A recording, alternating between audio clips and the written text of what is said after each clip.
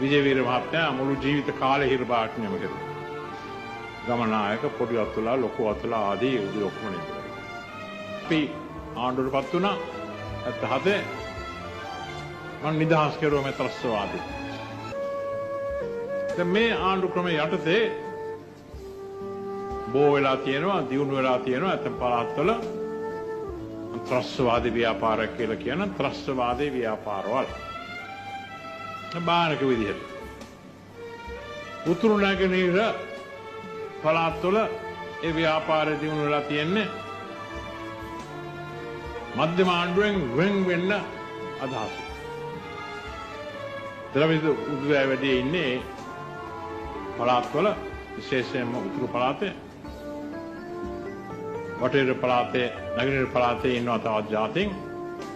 ඒ උදව් කියනවා අපිට නිදහසක් නැහැ අපේ භාෂාව නැහැ අපිට තැනක් නැහැ ඒ නිසා අපි වෙන් වෙලා ආණ්ඩුවක් පාලනය කරන්න ඕනේ කියලා ඒ අදහස අනුව ත්‍රස්තවාදී හිංසා ව්‍යාපාරයක් තියුණා තියෙනවා. දැන් දකුණු පළාතේ එහෙම ඇතම් පළාත්වල ඇති වෙලා තියෙනවා. ඒ උදවේ මොනවා ඉල්ලනවද කියලා මම දන්නේ නැහැ. 1971 ඒ ව්‍යාපාරය දියුණු වුණා. එතකොට බණ්ඩාරනායක මැතිණියයි මේ ලංකාව පාලනය කරුණේ මහජනගෙන් තේරිලා එතකොටත් මේ නායකව තමයි ඒ නායකත්වය අනුක්‍රියා කරුවේ. ඒ උදවිය හැදුවා දැන් වාගේ ආණ්ඩුවේ නායකව බණ්ඩාරනායක මැතිණිය හිරබාරට ගන්න බලහත්කාරයෙන් මොනවා කරන්නද කියලා මම දන්නේ නැහැ. නමුත් ආණ්ඩුව එතකොට පෙරලෙනවා එහෙම වුණා නම්. මහජනයා තෝරපු ආණ්ඩුවක් නැති වෙනවා. පොලිස් නිලධාරීන්ට වක්කිරිහර කෙරුවා. පොලිස් කාර්යාලය 50 දවස් දෙකකින් තුනකින් අල්ලගත්තා. පොලිස් හමුදාව මරලා එන්න පොලිස් හමුදාව ඒවා අත්හැරලා ගිහිල්ලා 50 අද එකක් හරි අල්ලගෙන නැහැ උතුරු නගින්න පළාත්වල අර 50ක් අල්ලගත්තා. ඒක පාලනය කරුවා. තමන්ගේ සමාජිකයෝ විනිශ්චයකාරතුමාට පත් කෙරුවා. නඩු විභාග කෙරුවා. එල්ලුම් ගහන්න නියම කෙරුවා. එල්ලුවා මැරුවා. එල්පිටිය පළාතේ එහෙම. තව ටික කාලෙකින් මුළු රට අල්ලා ගන්නයි අදහස තියුණේ. නමුත් වාසනාවකට කරන්න බැරි වුණා. ඒ උදවිය පෙරදුනා. බණ්ඩාරනායක මැතිණියගේ ආණ්ඩුව අපි වාගේ නෙමෙයි යුද්ධ හමුදාවෙන් ඒගොල්ලන්ව නැති කෙරුවා. වෙඩි තිබ්බා. කැලණි ගඟේ පාවලා එව්වා ඒ ත්‍රස්තවාදීන්ගේ මෘදු ශරීර. ගිරිඋල්ල පාර්ලිමෙන් ආදී වෙඩි තියලා මරලා. ඒක පාර්ලිමේන්තුවේ මං ආදී අනිත් උදේ කිව්ව ප්‍රසිද්ධයෙන්. ඒක නැහැ කියලා කිව්වේ නැහැ. මම හිටියේ ඒ කාලේ විපක්ෂ නායකතුමා හැටියට. මමයි ඩල්ලේ සේනානායක මහත්මයායි. අපි කිව්වා අපි උදව් කරනවා කියලා ශ්‍රී ලංකා නිදහස් පක්ෂයේ පොදුවේ පාලනය කරපු ආණ්ඩුවකට මහජන දෝරපු ආණ්ඩුවකට සම්පූර්ණ ආධාර දෙනවා කියලා මේ ත්‍රස්තවාද ව්‍යාපාරය නැති කරා. නවත්තා. අපි කිව්වා එහෙම කරන්නේ මේ නායකාව තේරලා තියෙන මහජනයාගෙන්. මේ ආණ්ඩුව තේරලා තියෙන මහජනයාගෙන්. මහජනයාගෙන් තේරුණා නම් මහජනයට පමණයි අයින් කරන්න පුළුවන්. තුවක්කුවෙන් අයින් කරන්න හදනවා නම් මරලා අයින් කරන්න හදනවා නම් එහෙනම් ප්‍රජාතන්ත්‍රවාදයේ ආණ්ඩු ක්‍රමයක් එතනින් නැති වෙනවා. ප්‍රජාතන්ත්‍රවාදයම නැති වෙනවා. ආපහු ලබා ගන්න අමාරුයි. මේ වාගේ ප්‍රජාතන්ත්‍රවාදය නැති කරලා තියෙන රටවල් අවුරුදු ගණන් පවතිනවා නැවතත් ප්‍රජාතන්ත්‍රවාදය නැතුව. ඉන්දියාවට රටවල් ඔක්කොම එහෙමයි. ආසියාවේ රටවල්, අප්‍රිකාවේ රටවල්, ඇමරිකාවේ රටවල් එහෙමයි. මම තාම දන්නේ නැහැ එකක් හරි ප්‍රජාතන්ත්‍රවාදයේ බලාත්කාරයෙන් නැති කරලා ආපහු ප්‍රජාතන්ත්‍රවාදය ලැබුණ රටවල්.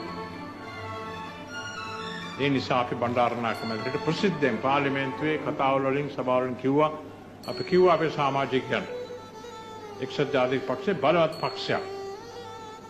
සියෙන් ඒ කාලේ 45ක් විතර ඡන්දදායකයෝ එක්සත් ජාතික පක්ෂයට උදව් කරන්න කියලා. උදව් කෙරුවා. ඒ එක හේතුවක්. ඒ වෙලාවේ ත්‍රස්තවාද ව්‍යාපාරය මැඩපවත්වා. මේ උදවිය අල්ලගෙන අඩු විභාග කළා හිරුබාරට නියම කෙරුවා. විජේවීර මහත්තයා මුළු ජීවිත කාලේ හිරුබාරට නියම කෙරුවා. ගමනායක පොඩි අතුලා ලොකු අතුලා ආදී උදවිය ඔක්කොම නියම කෙරුවා. එතකොට 1977 බණ්ඩාරනායක මැතිණිය අවුරුදු 7ක් පාලනය කළා. අවුරුදු 5ක් පාලනය කරන බලය ලැබුණේ නොත් ඒක අවුරුදු දෙකක් දෙක කෙරුවා. ජනමත චාරණකින් නොවේ. මහජනගෙන් අහලා නොවේ. වැඩිපුර ඡන්ද තියුණු නිසා පාර්ලිමේන්තුවේ 3 දෙකක් බලය ලබාගෙන ආණ්ඩුක්‍රම ව්‍යවස්ථාව සංශෝධනය කරලා දික් කෙරුවා අවුරුදු දෙකක්. අපේ පක්ෂ විරුද්ධ වුණා. මමත් විරුද්ධ වුණා. මං කිව්වා මගේ විරුද්ධභාවය මම පෙන්වන්න මගේ ආසනෙන් අයින් වෙලා මහජනගෙන් අහනවා මහජනගේ කැමැත්ත. මම ආස්සුණා. ඒකට මම දකුණු කොළඹ හිටියා. දකුණු කොළඹ නැවත අතුරු මන්ත්‍රී තරඟයක් තිබුණා. වැඩිපුර ඡන්ද 26000කින් පත් වුණා. මහජනය අනුමත කෙරුවා අපේ අදහස ආණ්ඩුවේ කාලෙ දික් කිරීම ඡන්ද විමසීමක් නැතුව ජනමත විචාරණයක් නැතුව පාර්ලිමේන්තු බලෙන් වැරදි කියලා. අපි එහෙම කරුවේ නැහැ. අපි මහජනගෙන් ඇහුවා. මහජනට බලය තියෙන ඕන දෙයක් කරා. මහජනට බලය තියෙන අද තියෙන ප්‍රජාතන්ත්‍රවාදයේ වෙනස් කළා රාජ්‍යයක් ඇති කරා. අපි රාජ්‍යයක් නැති කළා ප්‍රජාතන්ත්‍රවාදයේ ජනමත ආණ්ඩුවක් ඇති කළා. ජනාධිපති ආණ්ඩුවක් ඇති කළා. මහජනය කෙරුවේ. මහජනගේ ඡන්දය. එතකොට මෙතනට පුළුවන් වුණා ඒ ත්‍රස්තවාද ව්‍යාපාරය අහෝසු කරන්න. අපි ආණ්ඩුවටපත් වුණා. 77 මම නිදහස් කෙරුවා මේ ත්‍රස්තවාදී. මේ උදවිය නිදහස් කෙරුවේ හිංසාවාදය අත්හැරලා ප්‍රජාතන්ත්‍ර ව්‍යාපාරයට ඇතුළු වෙනවා කියලා පොරොන්දුවක් උඩයි. විජේවීර මට හම්බුණා. ඒ 78 අවුරුදු 5ක් මේ ත්‍රස්තවාදී ව්‍යාපාරය ඒ පොරොන්දු අනුව වැඩ කෙරුණා. විපක්ෂ හැටියට නොඑක් මන්ත්‍රී තරඟවල ඉදිරිපත් වුණා. දිසා මණ්ඩල පළාත් සභා ජනාධිපති තරඟය 1982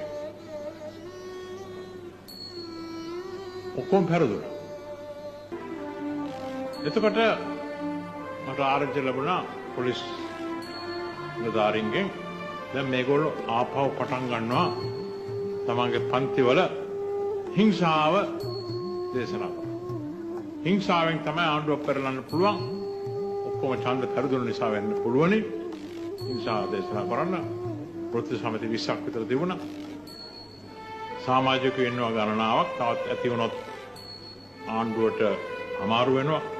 මේ ව්‍යාපාරය පාලනය කරන්න හිංසා නිසා තමන්ගේ දේශපාලන පක්ෂය තහනම් කෙරුවොත් හොඳයි කියලා ඒ සාක්ෂිය උඩ තහනම් කෙරුවා.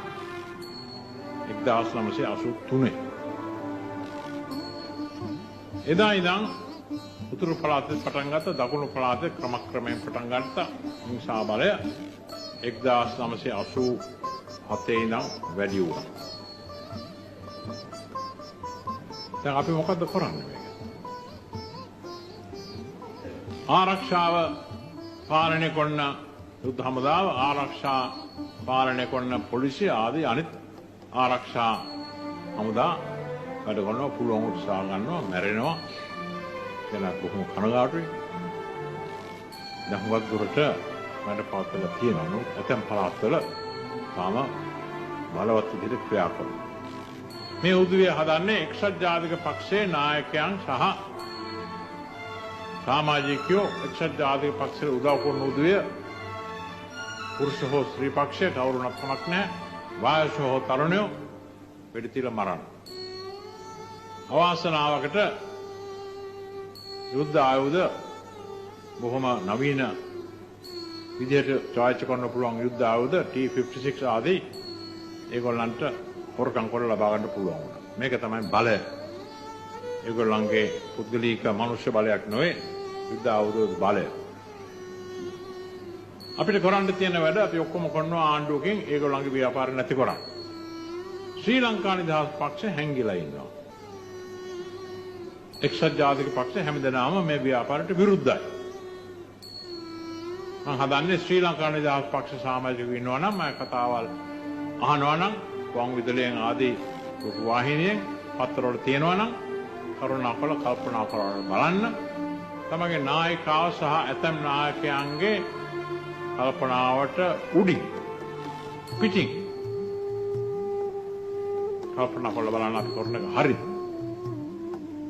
මේ ව්‍යාපාරය දියුණු වුණොත් මොකද්ද වෙන්නේ? මම මතක් කරපු ප්‍රජාතන්ත්‍රවාදය. ඒක පවතීද? ඡන්ද තියයි. නිදහසේ කතා කරන්න පුළුවන් වෙනවද? ඊයේ පෙරේද ඉස්කෝල ළමයි පාරට බැස්සා. එහෙම පාරට බහින්න දෙයිද? එක්සත් ජාතික පක්ෂේ ඉවසීම හිටියා වාගේ ඉඳීද? වර්ධන ව්‍යාපාරවලට ඉඩ දෙයිද? පාර්ලිමේන්තුවේ නැගිටලා මේ උද්වේගයේ බලය ගැන විවේචන කරන්න ඉඩ දෙයිද? නැත්නම් මේ රටේ සම්පූර්ණ ආඥාදායක හිංසා ආඥාදායක මිලිටරි ආඥාදායක ආණ්ඩුවක් පවතී. ඒ කාලයක් අවුරුදු 50ක් නෙමෙයි ඒකට ඉස්සෙල්ලා කාලේ ඉඳන් අපිට ඡන්ද ලැබුණේ 1911 දී. පළාත් ඡන්ද ලැබුණේ 1921 දී. ව්‍යවස්ථාදායක සභාව ලැබුණේ 1921 දී 24 දී. සර්වජන ඡන්ද ලැබුණේ 1931 දී. නගර සභා ඡන්ද ලැබුණේ 1860 කාලෙදී. ඒ අවුරුදු 150ක්. සර්වජන ඡන්දේ අවුරුදු මම හිතන්නේ 50කට වැඩි කාලයක් පාවිච්චි කළා. මේ ඔක්කොම අපි නැති කරන්න ඉඩ දෙනවද සුළු පිරිසකට? ඒකයි ප්‍රශ්නේ. මේ කල්පනා කරන්න. මේ ව්‍යාපාරයට මේ වසංගතයට මේ ලෙඩේට විරුද්ධව ක්‍රියා කරන පිරිසට ආධාර දීම යුතුයි කොයි විදිහෙන් හරි. ඔත්තු දීම ඒගොල්ලෝ ප්‍රවේශන කරනවා තම පළාතවල බය කරනවා. පොලිසියට ආධාර දීම යුද්ධ හමුදාවට ආධාර දීම රජය වෙනුවෙන් වැඩ කරන උදවිය ආරක්ෂා කිරීම සම්පූර්ණයෙන්ම රජය විතරයි අද මේ ව්‍යාපාරයට විරුද්ධව ක්‍රියා කරන්නේ. ඒ රජයේ එක්ක අත්වල බැඳගෙන වැඩ කිරීම නේද අපේ යුතුයකම. ඒ ප්‍රජාතන්ත්‍රවාදී මේ වගේ ඉස්කෝලයක් ඇති කරේ මොනවාටද? ළමයින්ට අකුරු උගන්වන්න පමණක් නොවේ, භාෂාව උගන්වන්න පමණක් නොවේ, ඉගෙනගෙන ආරක්ෂාව කරන්න පමණක් නොවේ,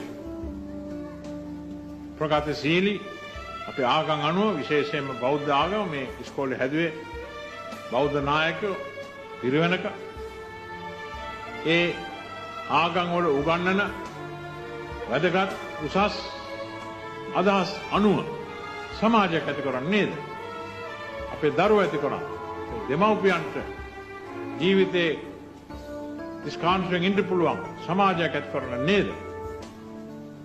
අන්න මුර්ගයෝ වගේ එක එක්කෙනා හපාගෙන එක එක්කෙනා ගහගෙන එක එක්කෙනා මරලා වෙඩි තියලා සමාජයක් ඇති කරන්නේ නොවේ. ඒක සමාජයක් නොවේ. ඒක වනාන්තරයක්. වනාන්තර ශිෂ්ටාචාරය. අවුරුදු 2500ක් අපි එහෙම නොවේ ඉගෙන ගත්තේ. අපේ රජුරුවෝ යටතේ, අපේ පිරිවෙන් යටතේ, වික්ෂුන් වහන්සේලා යටතේ එහෙම නෙවෙයි අපි ඉගෙන ගත්තේ. එහෙම නෙවෙයි හැදුනේ. ලෝකෙම ශිෂ්ටාචාර රටක් හැටියට අපි හැදුනේ. වැරදි වොන්න උඩේ ඉන්න හැම රටේම මේ රටේ සිටියා. මොකද දැන් අපි පෙනෙන්නේ මහල් මිනිස්සු හැටියට. කිසි කරදරයක් නැතුව කිසි වැරදක් නැතුව එක එකන වෙඩි තියෙන පිරිසක් හැටියට. ඒක නැති කරන්නයි එක්සත් ජාතික පක්ෂයේ යටතේ වැඩ කරන ආණ්ඩුව බලවත් ආණ්ඩුව උත්සාහ කරනවා. උදව් කරන්න වචනෙන්